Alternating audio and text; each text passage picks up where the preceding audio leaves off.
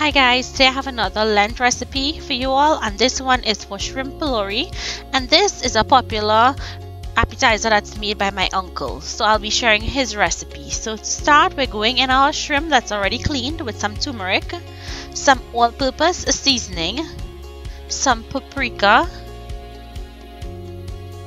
some green seasoning, and some peppersauce. And he likes using the lime pepper sauce that we make. You want to mix thoroughly and allow to marinate for like 5 minutes.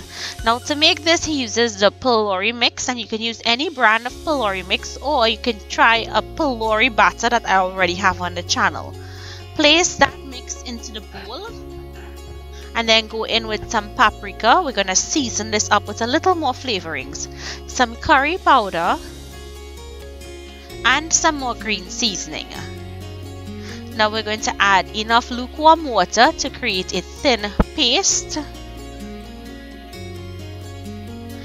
Once you've put in the water, you want to mix, but don't over mix. You just want to mix until it comes together and it has a runny consistency, but it's still thicker.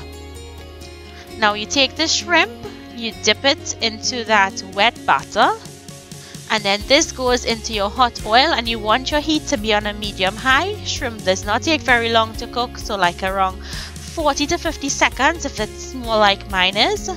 Flip and allow the other side to brown.